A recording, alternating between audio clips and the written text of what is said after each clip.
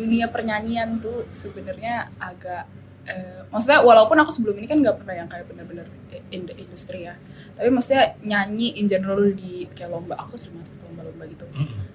Agak-agak gini sih, sering bikin sakit hati sih sebenarnya. Contohnya? Dulu tuh aku suka banget DM dia, tahu sebelum ini semua. Oh ya? Tapi makanya aku tuh malu karena dulu aku suka DM dia gitu.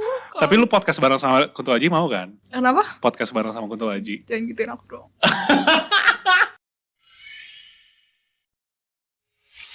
Halo Budak Rupiah, kembali lagi di Viniar. Itu apa? Budak Rupiah itu nama followersnya kita. Oh, Budak Rupiah. Oh. Budak Rupiah karena kita butuh uang. Halo Budak Rupiah. Nah, gue di sini ditemani oleh seorang wanita yang nggak boleh disebut sebagai TikToker. Aku bukan TikToker. Enggak, aku nggak tahu deh, takut. Ya pokoknya semuanya sih lu. Iya, Content amin. creator. Content creator. Yang namanya adalah Jessica Bunga. Jessica Bunga, betul. Alias Tahu kayaknya Jebung. namanya aku Jessica Bunga sih. Nah sekarang orang tahu nih, Jessica Bunga alias Jebung. Jebung. Awalnya gue kira Jebung tuh apa gitu loh. Banyak banget mungkin yang kayak cembung mengarang-arang atau gitu. apa gitu. Aku pernah diundang ke TV terus dipanggilnya Jelita Bunga. Jennifer Bunga pernah. Kenapa sih mereka nggak? Jessica kan mudah ya. Iya, padahal nama lo gampang ya. Gampang banget. Nama gue yang ribet men, Trifet. Trifet. T-R-I-V-E-T, anjrit ribet banget. Trifet. Gue kalau misalkan kenalan sama orang tuh biasanya, oh Ivan, bukan Trifet. Ivan. Oh iya jauh gitu, Trifet, Ivan, Rifat, Rifet, Rifan. Itu juga terjadi pas orang mulai kenal aku Jebung. Jadi aku ada dipanggil Jebung, Bujeng, Bunyeng. Bujeng, Beju. Itu pernah di TV juga dipanggil kayak, oh ya makasih banget buat Bujeng. Terus kayak, aku gak bisa ngapa-ngapain dong, itu live kan kayak, oh ya nama aku Bujeng, thank you. So kayak, ya oke. Ya udahlah play along aja lah ya. Iya, pura-pura jadi Bujeng aja. Teman-teman Jebung bukan Bujeng, bukan Bujang. Betul banget. Jebung, Jessica Bunga. Jebung. Jessica S apa? S apa? Karena nama panjang lo ada 4 kan ya? Oh iya, Jessica. Sebenarnya nama asli itu Jessica Sabar Bunga. Sabar ya. Jessica Sabar Bunga Uli Silaban. Mantap nih. Orang Batak jago main pedas. Iya. Orang Batak jago makan pedas. Main pedas, makan pedas. pedas. Karena nanti kita bakal spill the sauce. Aku kan menunjukkan kemampuanku makan pedas. So far yang paling bisa pedas itu Rachel V-nya sih di spill the sauce, dan itu gila banget, dia bener-bener nggak bisa merasakan pedas sama sekali. Padahal tapi dia nggak ngerasain gitu, dia bilang nggak pedas sama sekali gitu. Iya. Padahal gue punya teman, dia bisa banget pedas. Dia nyoba segini doang sambelnya, dia langsung. Dan itu teman gue yang paling gue tahu jago pedas. Tapi tadi lu coba dikit. Tapi cuma panas gitu sih. Jadi kayak ya udah gitu. Jadi pas nyobain, gitu. Oke, ya udah. Gak tahu sih kalau banyak ya, entah nanti kayak mau pingsan di sini, gak tahu sih. Kayak nanti cobain aja. Kita coba. Semoga suara lu nggak hilang dari situ. Amin. Itu gue hilang nggak bisa nyanyi. Ya ampun. Kasian Acuan Entertainment. Anyways, terima kasih Dagelan dan Haus. Kita dikirimin ini hari ini. Gue belum coba sih matcha. Matcha. Gue gak ngerti kenapa dia gak suka matcha. Nggak suka matcha. Jadi yang Choco Banana aja. Enak sih menurut gue. Something I would buy again. Anyways, gue pengen ngobrol-ngobrol nih tentang karir lu. Aku tuh gak tau kenapa kalau ngeliat orang minum matcha tuh kayak kenapa gitu. Enak kayak, loh. ada coklat. Kayak kenapa harus minum matcha? Bobanya sih, bobanya enak sih menurut gue. Itu gak ada bobanya ya? Gak ada. Itu Choco Banana. Iya, Choco Banana aja. Gak ada bobanya. Oke, lanjut tentang karir. Anyways, lu masuk TikTok berarti tahun 2020. Iya, makanya ya. Bulan? Ngepost nyanyi Juli. Dan itu langsung jebret. Pokoknya 4 hari 5 hari abis bikin video nyanyi langsung Dark Horse kan. Katy Perry itu. Itu baru. Iya 4 hari. Selama 4 hari sih. Selama 4 hari itu naik berapa followers? Sebelum Dark Horse tuh followers aku 1000-an. 1000 di bawah 1000. Setelah Dark Horse? Sekarang atau? Kayak semingguan lah. Kurang lebih. Waktu itu 3 hari 12.000. 3 hari 12.000. Terus akhirnya 300.000 tuh 2 minggu. 2 minggu seminggu 300.000 ya. What the hell? Tapi itu hebatnya TikTok sih menurut gue ya. Iya. Tapi waktu ini tuh kalau sekarang ya itu tuh udah kelihatan tuh kalau sekarang mayoritas yang nonton di Indonesia. Kalau dulu kan TikTok ada analytics gitu ya. Aku tuh sempat gak stabil gitu loh. Sempat berapa persen lebih banyak orang Filipina daripada Indonesia. Terus kayak aneh gitu deh followers aku dulu lebih banyak US. Kayak tergantung kontennya yang tinggi mana. Terus tiba-tiba followers aku lebih banyak dari Thailand gitu. Oh ya? Iya. Iya, bahkan sempat ada periode di mana orang Indonesia lebih dikit. Kayak cuma 40% gitu. Gila. Tapi sekarang udah mulai, ya mungkin karena yang Covid dangdut itu kan. Jadi kayak Indonesia Iya. kena banget. iya. Tapi hebat sih. Tapi bagusnya lu emang karena ada talent. Aduh. Itu jadi lebih respectable. Aku tuh gak bisa tahu gitu sih, kayak lu tuh ada talent. Terus kayak aku gak tahu mau jawab apa, kayak iya terima kasih. Tapi emang bagus banget suara lu, men. Oh iya ampun, makasih. Gila, lu kalau misalnya lu bisa, ini ya tebakan gua, cuma prediksi gua doang. Iya. Bukan artis ya, kreator-kreator jalur TikTok, wave-nya lu, terus Brigita, terus siapa lagi tuh. Ya banyak lah, yang wave-nya lu itu bakal bisa lebih powerful daripada YouTuber circa 2014. Amin. Kalau Kalau bisa di-maintain dengan baik. Iya. Karena starting Susah point-nya sih. aja udah kuat banget. Iya sih. Tapi susah tuh ternyata berkerasa maintaining-nya tuh. Yes. Kayak keringetan ya, pengen nangis dikit. Tapi ya untung TikTok kan gitu ya, kayak lebih menurut aku lebih mudah reach orang baru. Gitu. Iya. Jadi, mungkin hobinya di situ ya. Tinggal di-maintain aja sih menurut gua sih. Betul. Supaya bisa sustain karir lu. Dan menurut gue lu udah ada bisnisnya udah bagus, udah ada talent, udah ada following base yang kuat, ya udah tinggal dikuatin. Dan bagusnya bisa cross platform gitu loh. Gue liat Instagram lu juga Iya, gede. lumayan. Kan banyak tuh yang TikTok gede banget di TikTok tapi nyampe Instagram ternyata Mungkin karena ini kurang sih kayak bisa. aku konten nyanyi jadi ya lebih mudah gak sih? Iya kayak mungkin buat- ya. Tapi at the same time juga banyak banget orang bikin konten nyanyi. Iya kan? Iya sih. Kalau misal lu ikutin Indonesian Idol aja yang ngantri bisa ribuan. Iya udah ngerasain sih tuh. Iya. Udah ngerasain? Iyalah orang ikut audisi gitu dari umur 9 tahun. Dari 9 tahun? Iya, Sekarang lu 19? 19. Dari Oh iya? dari zaman idola Cilik berdua. Oh lu ikutan juga icil-icil gitu? Masuk tapi? Gak pernah masuk. Oh, Makanya main TikTok. Terselamatkan oleh TikTok. Iya, terselamatkan oleh TikTok. Hampir putus asa tapi akhirnya terselamatkan oleh TikTok. Karena kan kayak sempat itu sih sebelum TikTok tuh aku sempat kayak udah gak mau ikut audisi lagi, sempat kayak gitu. Malas nyanyi gitu. Iya, malas nyanyi, ikut audisi capek gitu. Berjam-jam sampai pagi gitu. Tapi iya, kan kalau yang ngantri itu tau gak sih yang kalau di TV kayak ada orang-orang dari atas itu ribuan, kan beneran kayak gitu. Tapi kayak bayangin aja orang itu semua ngantri dan dari pagi ada yang ngantri dari jam 4 pagi, 6 pagi Berjam-jam gitu kan yang tahu ya. sampai. Dan itu kan ada limit jamnya ya, antri itu bakal buka audisi sampai kapan. Aku tuh pernah ngerasain udah pagi tuh saking ramenya karena udah gak cukup lagi jamnya. Jadi harus pulang karena udah gak. Jadi ke hari selanjutnya. Oh ya? Tapi ya rame. emang banyak banget. Tapi kayak ngerasain audisi kayak gitu tuh kayak aduh gak bisa pengen nangis. Ya Gila. udah, itu gokil sih. Yang orang, aku tuh salut banget orang yang ada tuh orang yang semangat banget audisi, dia tuh ikut kayak ke audisi kota ini. Jadi Oh dicoba-coba cobain terus. semua kota itu gokil banget. Aku nyobain sehari 2 hari aja pengen nangis kayak Iya. apalagi kan Rame. orang yang kalau biasanya kan audisi ya namanya orang pakai baju heboh-heboh gitu ya, kayak heels gimana gitu kan, ngantri aduh gak Iya. pas duduk. Make upan dulu lagi. Iya, nyobain yang 4 kota, ya ampun nih gila banget sih, sangat parah. Hard worker itu sih. Betul banget, parah. Tapi satu pengalaman yang lu gak bisa lupain ketika lu ini live before TikTok ya itu apa? Nyanyi Di karir lu? banyak sih kalau nyanyi mah. Dunia pernyanyian tuh sebenarnya agak maksudnya walaupun aku sebelum ini kan nggak pernah yang kayak bener-bener in the industry ya, tapi maksudnya nyanyi in general di kayak lomba, aku sering banget ikut lomba-lomba gitu. Agak-agak gini sih, sering bikin sakit hati sih sebenarnya. Contohnya satu momen yang bikin lu sakit hati ketika berkarir di nyanyi sebelum TikTok tuh apa? Ya karena jujur aja mungkin aku tuh sering dibilang kayak Jessica kurang full package gitu.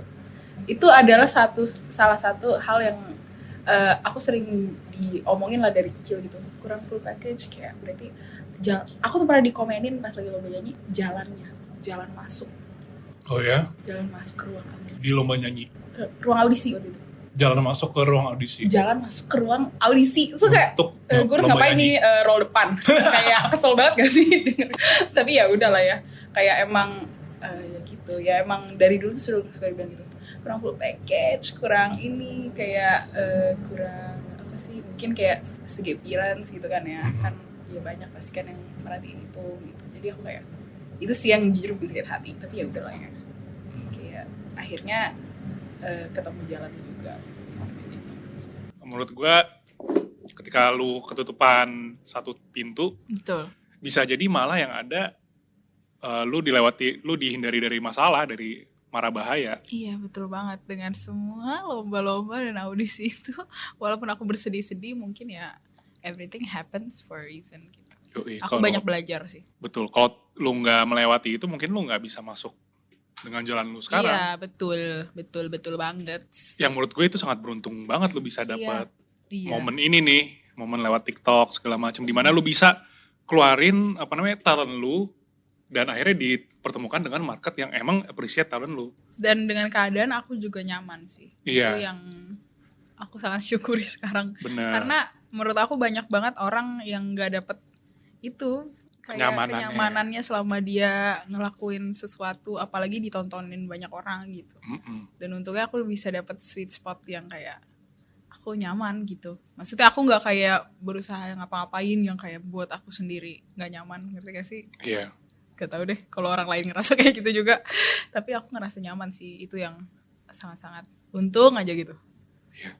Dan emang bener sih kalau misal lu emang udah naik di atas puncak, cuman lu nggak nyaman untuk apa? Iya betul. Ya kan? Kayak gak bakal bertahan lama juga gitu. Emang kita bakal mau menahan ketidaknyamanan itu sampai kapan juga gitu kan? Unless emang itu kemauan lu. Iya, unless. Tapi kan gak enak. Menurut aku ya, kalau menurut orang lain aku gak ngerti. Iya, menurut orang lain ya. Mungkin ada yang suka rasa tidak nyamannya itu. Iya, mungkin itu yang buat mereka terus berlari ya, rasa ketidaknyamanan itu. Suka jadi masochis. Ini masochis? Iya. Aku gak ngerti. Masochis nggak tahu. Masochis apa? BDSM?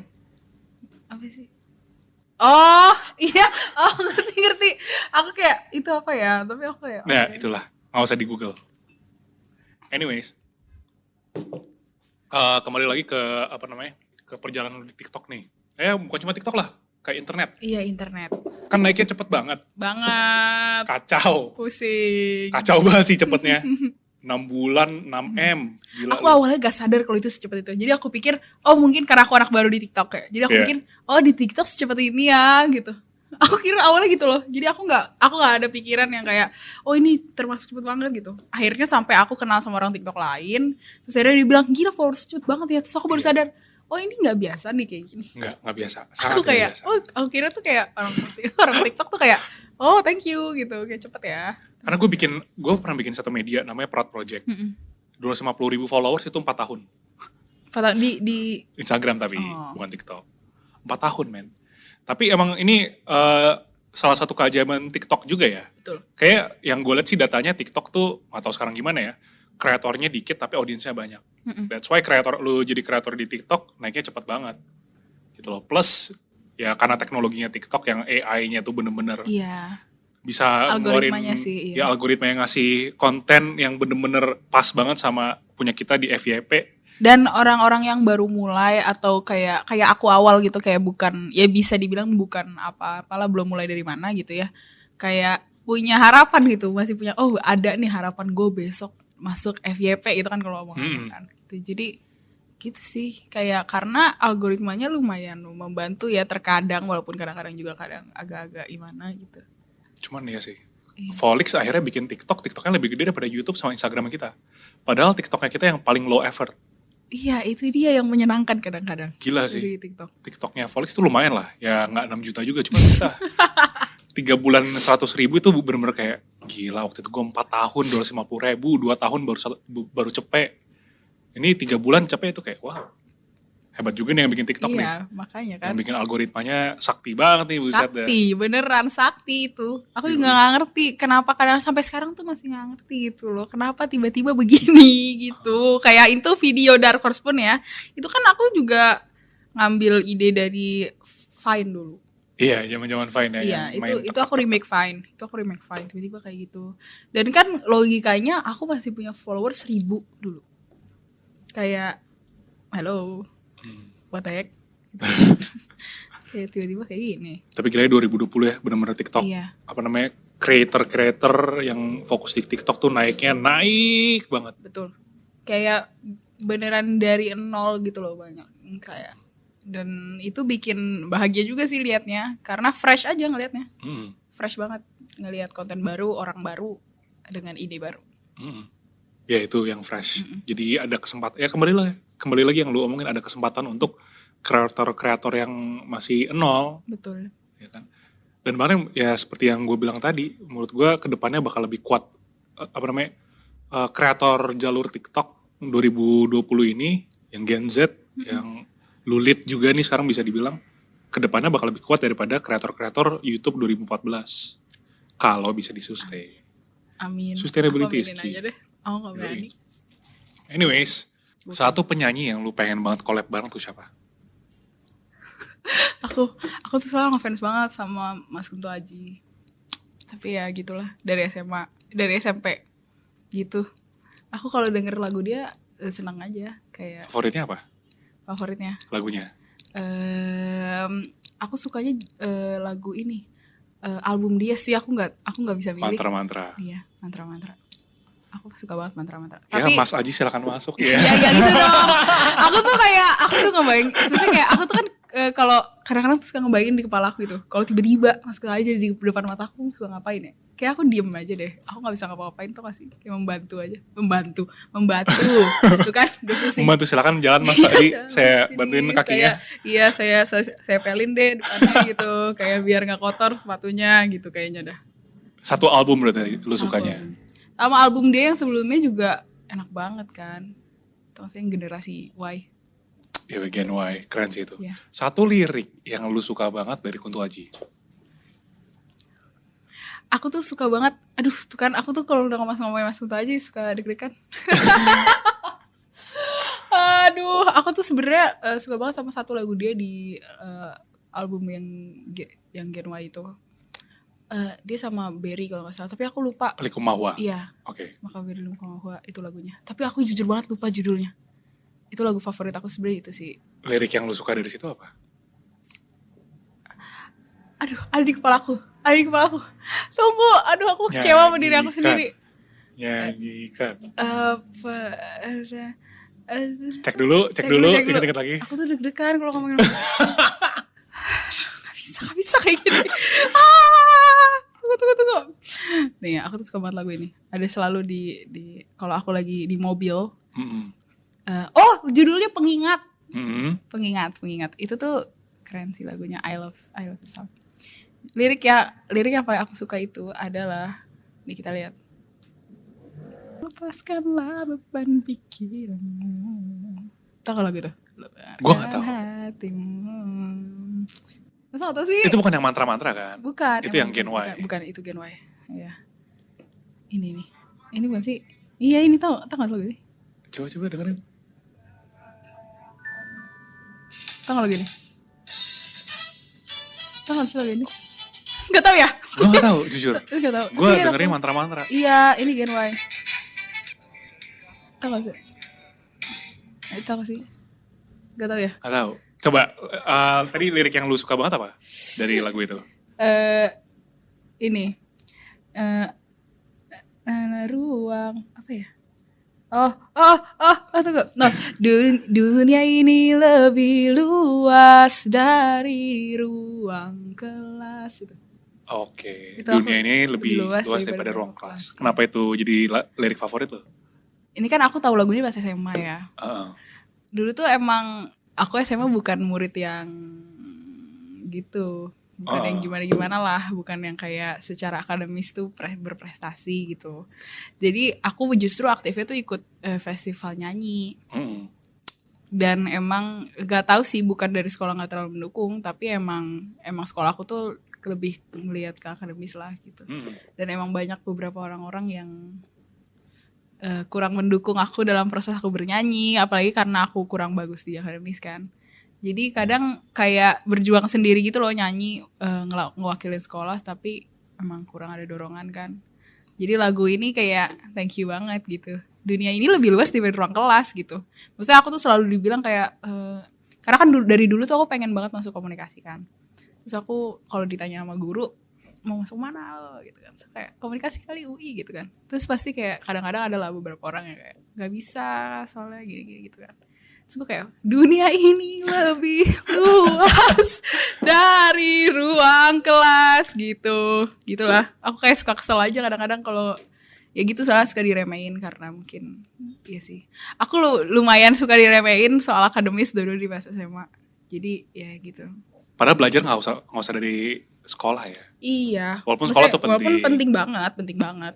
Tapi ya potensi siswa nggak bisa dilihat dari ruang kelasnya doang. Iya, nggak sistem sekolah tuh nggak bener-bener nggak pas untuk semua orang. Iya gitu. Aku jujur orangnya kurang nyaman belajar di kelas gitu kan. Ya terus gimana dong? Masa mau gimana gitu kan. Tapi ya kadang-kadang mau ngomongin mimpi aja kan. Maksudnya kan itu konteksnya aku cuma ngomongin gue mau masuk sini loh gitu. Dari situ aja udah diremehin gitu. Dan akhirnya bikin, untung aja kalau aku orangnya kalau diremehin tuh jadi pengen berantem gitu. Ayo deh gitu. Kayak pengen kayak sini mana sini UI sini gitu. Kayak jadi pengen berlari gitu ya. Tapi kan nggak semua orang kayak gitu ya. Ada beberapa orang yang harus kayak jadi ikut meremehkan dirinya sendiri. Jadi ya seharusnya nggak dilakuin kayak gitu. Untung ada pengingat baik untuk Aji. Silakan Mas Kunto Aji. udah 2 kali jok nggak boleh. Iya jangan. Lucu, terus tiba-tiba yang ketiga kali masuk beneran kan. Udah mulai deg-degan nih. Komen di bawah setuju atau enggak kita podcast bareng Jebung dan Kunto Aji. Iya. Kalau misalkan nyampe 100 komen, ya nggak tahu sih Mas Kunto Aji mau atau enggak. Kayaknya gak mau deh. Cuman mendingan kita pressure aja lewat komen. Gimana? Aku kalau misalnya itu beneran terjadi, aku kayak ini deh, kayak aku yang bawain pizza gitu. Kalian ngobrol aja gitu, aku liatin dari ujung. Aku yang bantuin kakaknya megang kamera aja, aku gak mau ngomong, aku gak bisa ngomong. Tapi Kunto Aji emang bagus banget sih. Iya. Album mantra-mantranya dia yang menang AMI Awards itu. Iya. God damn, itu bagus banget. Aku mau nangis. Indah banget gitu loh lagu-lagunya. Iya. Aku tuh aduh. Aku tuh suka banget sama Mas Kunto Aji. Aku tuh inget, aku kan nonton mantra-mantra live-nya kan yang kemarin itu kan. Aku tuh akhirnya ketemu beneran sama dia deket gitu. Karena aku kan ngantri dari lama gitu kan biar bisa sempat ketemu dianya kan. Terus aku ngelihat dia aslinya tuh kayak wow, dia manusia. Dia humble sih. Iya, Gue pernah interview dia sekali. Dia baik banget. Wah parah. Bener-bener nggak bukan kayak artis gitu loh. Dia tau sih kayak aku nggak tahu ya, aku kan nggak pernah ngobrol sama dia. Tapi kalau ngelihat dia tuh kayak ada hawa ikhlas gitu. Kayak ada hawa kebaikan hati dan keikhlasan. Ada sayapnya. Iya, sayap kayak wow, gitu, kayak malaikat. kelihatan baik ya gitu. Tapi ya gitulah. Berarti kalau mau collab bikin lagu, salah satu mimpinya itu sama Kunto Aji. Iya. Oke, kalau misalnya dari luar, dari orang luar siapa? Aku suka banget The Internet. The Internet. Ya gitu. Aku suka banget The Internet, Tyler dan The Creator. lingkungannya. Iya. Jadi karena aku sebenarnya lebih sering denger hip hop rap gitu, R&B ya sehari-hari.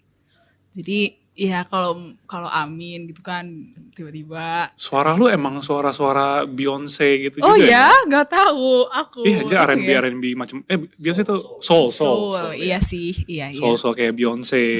Mungkin karena ini kali ya, aku tumbuh nyanyi itu di gereja jadi gospel gitu. Iya. Emang nyanyinya dulu. Iya. Jadi gitu deh. Tapi gila sih suara lu bener-bener. Udah dong. Gue pertama kali denger lu tuh yang sama The Malamute yang anjingnya itu tuh. Oh yang Started When ya. Yang itu tuh gila. Gue pas ngeliat ini, holy crap. Ini suara apaan nih? Anjingnya suara bagus kali. Enggak, selalunya. Kayak Gue kira loh ini kayak pita suaranya ada ininya ya, ada mixernya di dalam nih.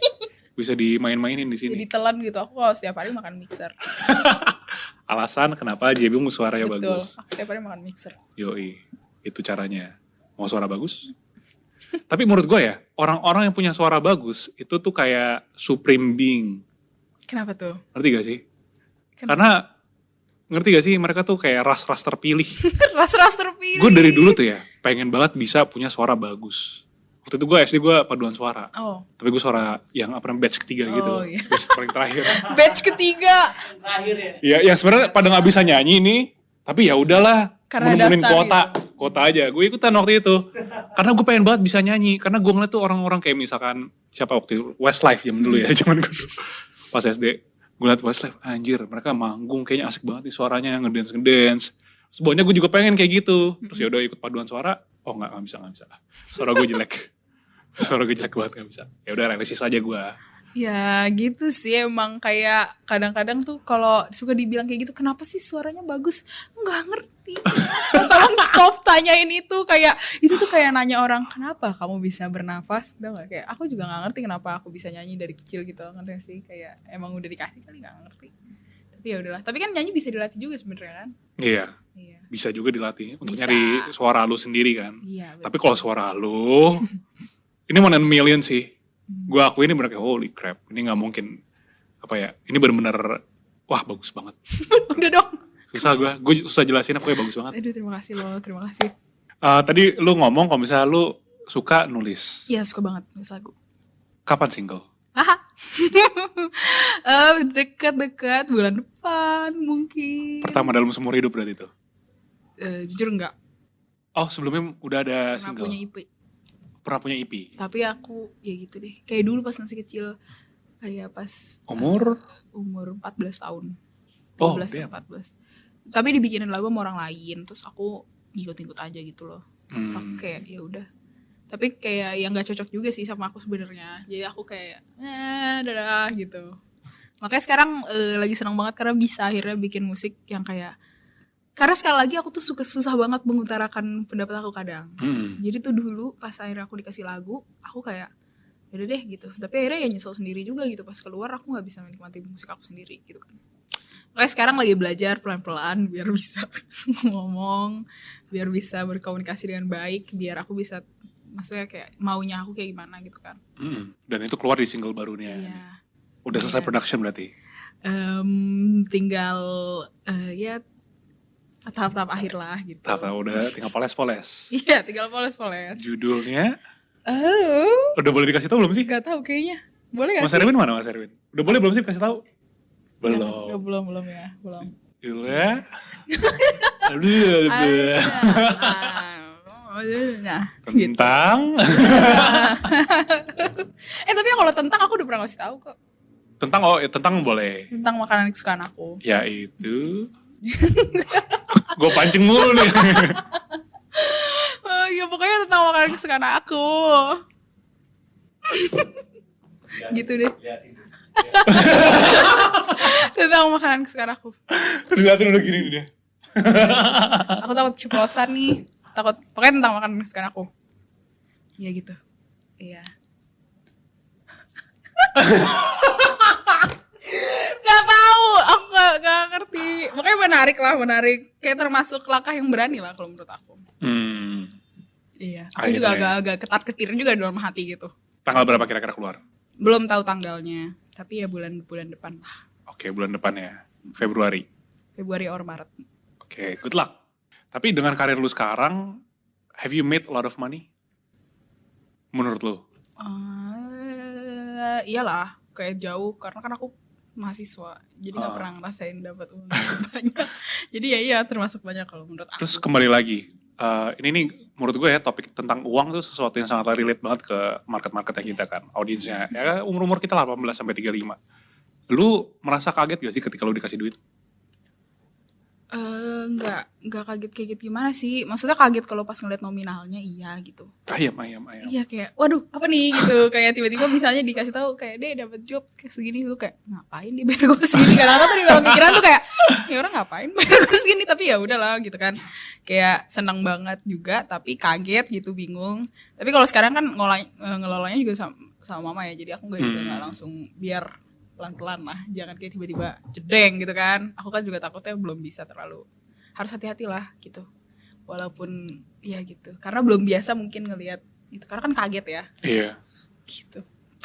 Dan ini jadi problem juga kan untuk Iya. untuk banyak musisi, di mana mereka akhirnya punya dapat uang banyak, tapi karena nggak bisa mengelola, akhirnya habis juga duitnya. Iya, itu sih yang aku beneran hati-hati mencoba pelajari, karena aku nggak tahu ini sampai kapan gitu realisasinya. Exactly. Kan gitu. Kayak iya gue punya 6 juta, tapi 6 juta ini bisa hilang kapan aja kan. Iya, kalau misalkan nggak diatur dengan baik, itu yang trikinya. Kayak misalkan penyanyi-penyanyi zaman dulu, siapa ya contohnya? Vanessa Carlton, ingat gak sih? Nggak tahu. Lu nggak tahu? Vanessa Carlton siapa ya? Nggak tahu. Thousand Miles kan ya? Lagunya kayak gimana? Atau gue nggak bisa nyanyi. Jangan gituin gue dong. Ya, aku cuma nanya lagunya. A Thousand Miles kan? Iya yang nyanyi.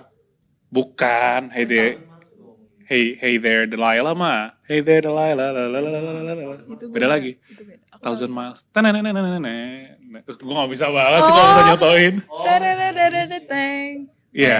Nah. Dadadadadadeng. Nah, mending lu yang itu deh. Aku tahu lagunya. Tuh, maksudnya kayak Vanessa Carlton itu kan di zaman kita itu super duper hits ya di zaman apa namanya era-eranya gue masih SMP SMA lah.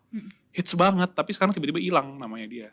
Ya kan itu sesuatu yang sangatlah menyeramkan sih menurut gue. Iya, emang serem Di, banget. di industri musik. Itu Walaupun ya, banyak aku juga yang bisa. takutnya tuh aku kayak kalap gitu terus lupa kalau ada kemungkinan kayak gitu. Iya, itu tricky banget. Iya. Makanya ya mencoba untuk realistis tapi hopeful at the same time. Iya, dan ya ujung-ujungnya harus produktif terus-terusan Iya, sih ya. iya, harus.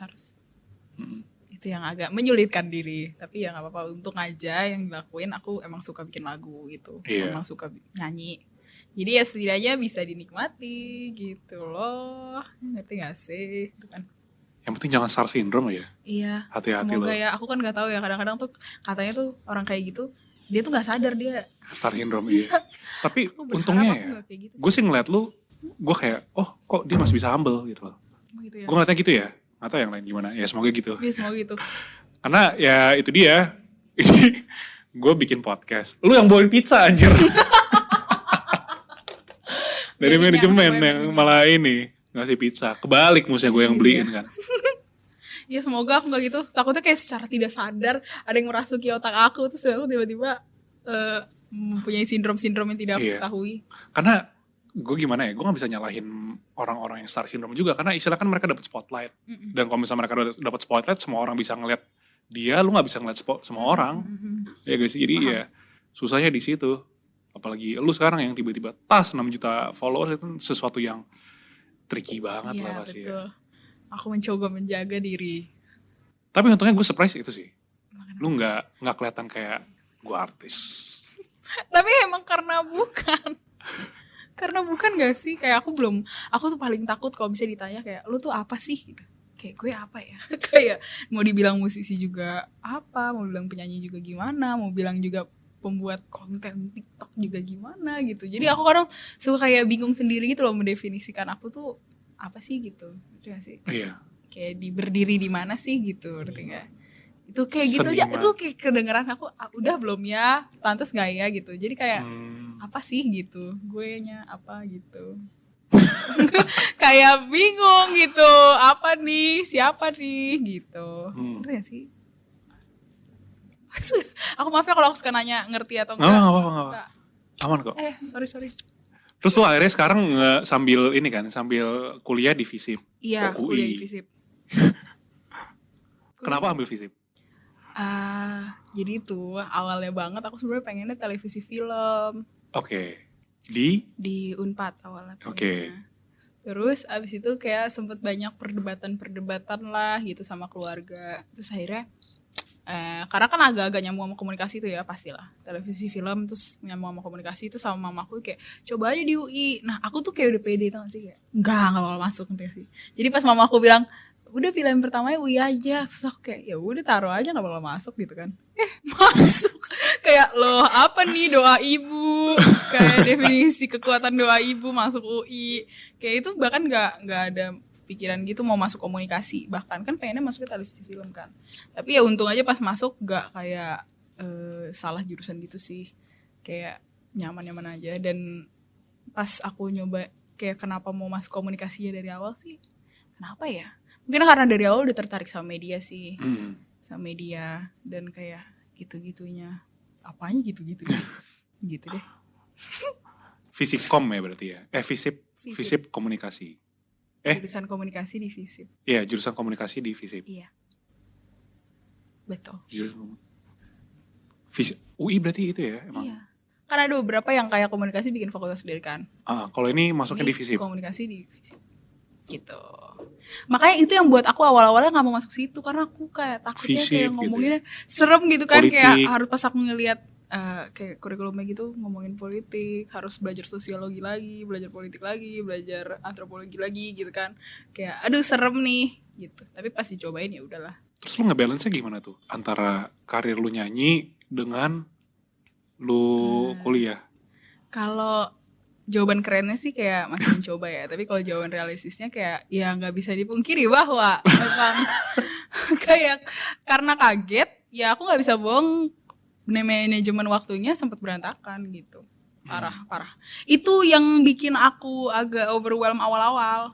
Iyalah, tiba-tiba Karena ada karir, tiba-tiba ada karir, tiba-tiba aku harus kuliah online, masih adaptasi. Terus abis itu aku megang diri aku sendiri. Aku adalah manajer diri aku sendiri dulu sebelum masuk manajemen kan. Jadi aku ngurusin semuanya sendiri. Aku admin aku manajer aku adalah aku sendiri. Jadi kayak, tapi aku belajar juga kuliah sendiri. Jadi awal tuh kayak sempet harus kayak jadinya pola tidur aku berantakan gitu awal-awal sih. Dan itu kan ngaruh juga ya, kelas pagi parah. Jadi kayak nggak fokus, sempet gitu sih, kayak kesulitan banget awalnya. Tapi untung aja sih udah bisa mulai adaptasi dikit-dikit sih, nggak bisa bilang udah jago juga. Tapi ya namanya juga harus ada yang dikorbanin lah kalau emang ada yang mau difokusin gitu. Iya, semua mimpi harus ada pengorbanan gak sih? Betul. Nggak mungkin nggak ada Aku mimpi juga gratis. nggak bisa berharap semuanya berjalan dengan sangat-sangat baik juga sih. Jadi, karena kalau misalnya mimpi gratis ya semua orang juga bisa mewujudkan semua mimpinya. Orang dong. Jadi ya udahlah, jalanin aja dulu walaupun kayak sesek napas dikit. Ya lama-lama juga bisa beradaptasi kan ujung-ujungnya. Kalau aku kan kasusnya agak cepet ya, jadi mungkin awal-awal tuh sempet pengen nangis kayak tepar. Karena gue ngerasain sih, waktu Proud Project, waktu itu pernah dapat 20.000 followers dalam waktu 1 hari aja tuh rasanya pusing banget. Kaget gitu loh, kayak weh apa nih kenapa tiba-tiba orang-orang pada follow. Betul. Ya kan? Apalagi aku kan karena secepat itu, terus awalnya DM TikTok aku tuh kebuka. Jadi semua orang bisa Pada DM. gitu. Nah itu adalah momen paling kaget dalam hidup aku. Karena ya pas ngeliat DM-nya ya gitu. Wah, akhirnya sekarang sih udah ditutup ya. Karena ya gitu. Untuk kebaikan diri sendiri dan kebaikan duniawi gitu lah ya. Momen dimana lu nyadar kalau misalnya lu terkenal tuh apa? Ada gak lu momen kayak tiba-tiba orang Pas udah mulai ada orang-orang yang biasanya aku tonton reach out aku sih. Kayak, oh iya. Maksudnya orang-orang yang ya udah di sana lah gitu, kayak musisi-musisi gitu, tiba-tiba follow aku, terus DM aku, terus kayak atau nggak komen gitu. Itu sih yang kayak kadang-kadang, wow, kok berarti dia tahu gue dong gitu, kayak gitu sih yang udah mulai membuat aku kayaknya merasa gimana gitu. Agak awkward juga sih kayak mengakui diri sendiri kayak udah mulai dikenal orang. Jadi awkward gak sih ngomong kayak gitu. Kalau Kunto Aji udah reach out? Kita reach outin? Tapi aku tuh dulu tuh aku suka banget DM dia tahu sebelum ini semua. Oh ya? Tapi makanya aku tuh malu. Karena dulu aku suka DM dia gitu. Tapi lu podcast bareng sama Kunto Aji mau kan? Kenapa? Podcast bareng sama Kunto Aji. Jangan gituin aku dong. Gak bisa. Mas Kun. Gak bisa. Tapi ya gitu deh, kayak gitu. Aku tuh malu tahu kalau ada momen dimana kayak akhirnya kayak beneran kenalan gitu kalau sama Mas Kunto aja aku malu. Karena aku beneran sering DM dia gitu loh. Gimana kalau nanti dia buka DM-nya, apa aku harus delete satu-satu? Udah gak bisa unsend dong. Unsend kan cuma bisa beberapa waktu doang kan? Emang iya ya? Ya aku malu banget. Unsend tuh kayak cuma 10 menit pertama bukan sih? Aku malu banget.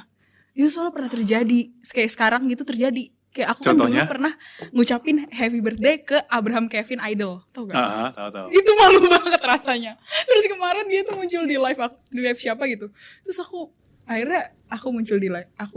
Aku view gitu kan live-nya. Terus dia follow back aku. Terus habis itu aku kan gak sadar ya. Itu 2018 loh aku DM dia. Terus aku buka DM-nya kan. Terus pas aku buka udah di scene, terus kayak aduh malu banget tuh kan. Kayak dia ngelihat aku kayak aduh gimana dong, aku gimana gitu kan. Terus aku ngeliat post-postan lama dia, aku kayak ya ampun gue komen di situ malu banget gitu kan. Sekarang dia tahu aku, terus aku kayak bergetar aja gitu. Kayak malu gak sih, kayak dulu pernah nge-DM dia terus dia buka, dia baru follow back gitu. Terus dia baru read. Nah itu yang aku khawatirin dari kenal sama Mas Kunto Aji tuh, kalau bisa kenalan.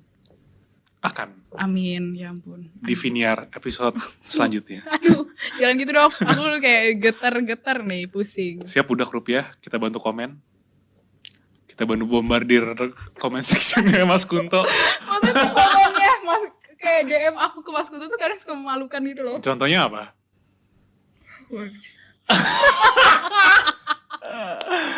Aku gak bisa, aku malu banget. Jadi aku kayak kalau mesti ada kesempatan gitu ya kenalan sama Mas Kunto Aji, aku kayak pengen minta tolong dia delete DM aku dulu, boleh gak? Oke, Kayak nanti jangan next dia podcast kita bakal minta Mas Kunto Aji untuk bacain DM-nya dulu. Jabung. Kasian banget. Dulu tuh aduh ya ampun, gak mau, malu banget. Aku tuh pas keterima SBMPTN, aku tuh ngomong nge-DM dia gitu. Itu malu-malu, ngapain ya aku nge-DM dia sekarang sih. Tapi ya udahlah. Tapi maksudnya sekarang udah masuk ke top request-nya Mas Kunto gak sih itu? Karena kalau misalnya di top request kan yang follower gede tuh selalu paling atas. Gak tahu. Semoga dia gak sadar lah ya. Aku malu banget.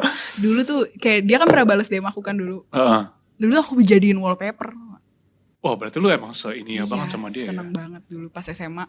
Aku jadiin wallpaper. Balasan DM dia aku jadiin wallpaper. What the heck. Kayak aku malu banget.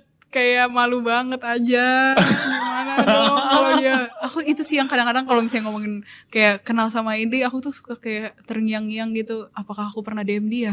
Apakah dia punya kesempatan untuk buka DM aneh-aneh dari aku? Untung aja. Sekarang gak ada untungnya sih. Aku takut aja Mas Kunto aja buka DM itu. Kita find out ya. Di episode sebelumnya. Sebagai anak SMA kita cari DM-nya apa nih. Oke, kita tutup aja nih. Satu, silakan promoin apa yang lagi lakukan belakangan.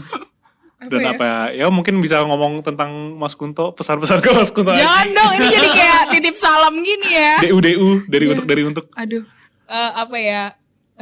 Mungkin ya apa? Aku kan bentar lagi bakal ngeluarin single, jadi please banget dengerin karena ini adalah salah satu karya yang sangat aku excited banget.